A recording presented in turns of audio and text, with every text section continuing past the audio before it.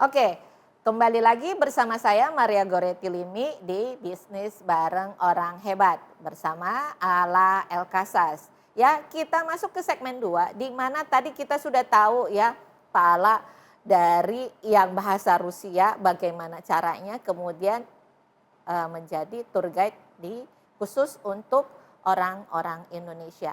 Nah, kita mau tanya nih Pak Ala, dari yang Holy Land orang Indonesia, tapi kan sekarang Pak Ala mengembangkan yang namanya wisata religi yaitu jejak bumi para nabi.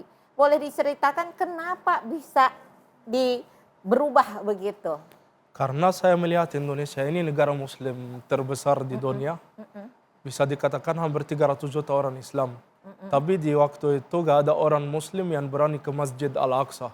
Sedangkan ada hadis dari Nabi Muhammad SAW, La tushaddu rahal illa ila salasa masajid. Masjid Haza, wal Masjid Al-Haram, wal Masjid Al-Aqsa. Tidak boleh melakukan perjalanan jauh kecuali ketika masjid.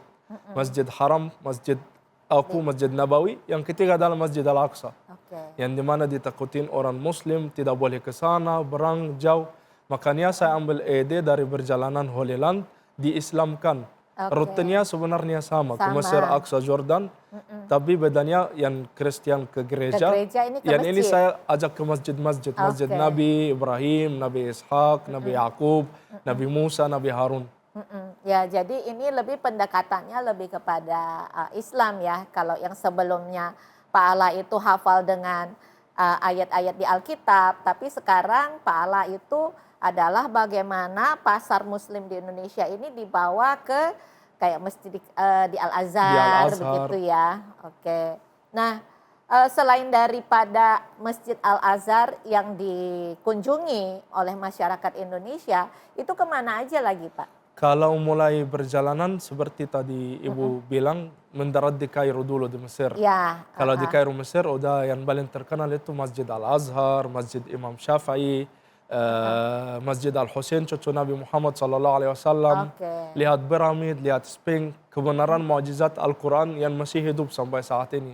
Yaitu piramid cara bangunan tinggi, lihat jenazah mumi Fir'aun yang umurnya udah kurang lebih 3.000 tahun. Masih hidup sampai saat ini. Terus bisa lihat terusan Suez dan Laut Merah, tempat Fir'aun tenggelam.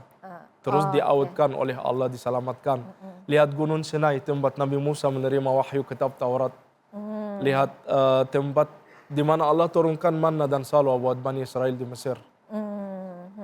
Ya, hanya saja kalau dulu di Holy Land kalau nggak salah ada sumur Mara ya, tapi kalau di ini enggak ya. Kalau di Islam namanya Uyun Musa. Diceritakan dalam surat Al-Baqarah dan surat Al-A'raf, wa iz istasqa Musa liqaumihi fakunna nadrib bi'asaka al-hajar fanfajarat minhu 12 'aina. Bedanya hanya nama. Kalau di agama di Alkitab perjanjian lama namanya Mara, di Al-Quran namanya Uyun Musa, mata air Musa. Berarti sebetulnya kurang lebih sama, hanya saja yang satu ke gereja, yang satu ke masjid. Nah, kalau Pak Allah melihat bahwa saya ngelihat begini Pak, kalau di Alkitab ada yang namanya semak belukar di Gunung Sinai, tapi kalau di Muslim itu tidak dikunjungi ya? Di Muslim pun ada. Ada? Ya, karena tempat ini untuk satu-satunya kali Allah Subhanahu Wa Taala pernah turun dan hadir di muka bumi di tempat yang namanya semak belukar. Allah Subhanahu Wa Taala turun lewat mediannya. Karena Allah Azza wa Jal kalau turun langsung bumi bisa terbakar dari cahaya muka Allah. Maka Allah turun dalam bentuk semak belukar ini. Ketika Musa lihat api, Musa lari mendekati, Musa dengar suara, jangan dekat lagi, buka sandal kamu, karena engkau ada di tempat yang maha suci, maha kudus. Al-Wadil Muqaddas Tua. Lebih dikenal di Al-Quran, Al-Wadil Muqaddas Tua. Nah, tapi setelah dari situ, berarti kan berakhirnya di Gunung Sinai, maka berakhir juga perjalanan yang di Mesir ya Pak? Iya.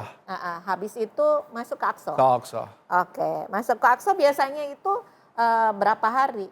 Di Aqsanya standar 4 hari 3 malam. Standarnya 4 bisa salat, bisa beribadah di Masjid Al-Aqsa. Karena pahalanya salat di Masjid Al-Aqsa 500 kali. 500 kali. Banyak orang yang tidak tahu bahwa Masjid Al-Aqsa itu yang dibuat oleh Nabi Sulaiman. Oke. Dan setelah Nabi Sulaiman membuat bait Allah yang disebut oleh orang Islam, Masjid Al-Aqsa, Nabi Sulaiman minta 3 doa sama Allah. Ya Allah, atini mulkan la yanbaghi li ahadan min ghairi. Ya Allah, berikan saya kuasa yang tidak layak untuk orang dapat selain saya. Nabi Sulaiman dapat.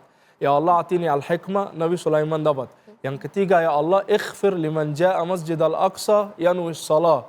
Ya Allah, ampunikan orang yang datang niat-niat salat ibadah di Masjid Al-Aqsa. Dan ini didoakan dua Nabi, Nabi Sulaiman, Nabi Muhammad SAW. Jadi kalau kita ke Masjid Al-Aqsa, niat-niat ibadah, niat-niat salat, dosa kita diampuni oleh Allah Subhanahu Wa Taala. Oke. Sebagaimana kita ketahui, Aqsa itu kan juga menjadi tanda-tanda akhir zaman kan ya Pak. Mungkin bisa diceritakan karena saya yakin tidak semua teman-teman paham di situ. Sebenarnya akhir zaman itu akan mulai dan muncul bahkan tempat paling aman di akhir zaman itu adalah di Gunung Sinai di Mesir. Oh, Gunung Sinai dulu. Gunung Sinai. Oke. Nanti mulai tanda-tanda hari kiamat kayak dukhan, kayak turun Isa Al-Masih, Dajjal itu di Baitul Maqdis. Oke. Ketika sudah selesai, nanti keluar Yajuj dan Majuj. Ketika keluar Yajuj dan Majuj, tempat paling aman di akhir zaman itu adalah Gunung Sinai. Di mana Allah Subhanahu Wa Taala akan berfirman kepada Isa, wahai Isa, bahwa orang yang beriman sembunyilah di belakang Jabal Tur Sinai. Jadi di akhir zaman ada beberapa tempat yang Dajjal tidak bisa masuk. Yang pertama adalah Makkah, yang kedua adalah Madinah, yang ketiga adalah Baitul Maqdis. Tapi Yajuj Majuj bisa masuk Makkah, bisa masuk Madinah. Hanya satu-satunya tempat yang mereka tidak bisa masuk, Jabal Tur Sinai. Karena Allah Subhanahu Wa Taala pernah hadir dan turun di tempat ini. Ya, karena di zamannya Nabi Musa itu tadi, ya kan. Oke. Nah, itu perjalanannya kalau tadi di Kairo tuh berapa hari, Pak? Di Kairo biasanya 4 hari 3 malam. Oke, 4 hari 3 malam. Tapi kemudian juga tadi di Palestina juga 4 hari 3 malam. 4 hari 3 malam. Gitu. Di Palestina bisa salat subuh, salat maghrib, isya di Masjid Al-Aqsa. Di mana kita tadi bilang pahalanya 500 kali. Terus bisa ziarah ke makam Nabi Ibrahim, makam Nabi Ishak, Yakub, Yusuf, Musa. Kalau kita lihat kan sebetulnya berarti kalau teman-teman yang Nasrani itu berarti dari perjanjian lama ya, sampai dengan masuk ke Yerusalem itu berarti perjanjian baru. Ya. Kalau kita memang mulainya dari Nabi Musa. Dari Nabi Musa, bahkan dari Ibrahim. Dari Ibrahim malah ya, dari Ibrahim kemudian masuk sampai ke Nabi Isa. Nah, banyak hal yang kita dapatkan di sana ya. Tapi sebelumnya ya kita mau break dulu karena setelah dari Aqsa kita akan menuju Jordan. Apa saja yang bisa kita pelajari dan temui di Jordan. Sesaat lagi akan kembali.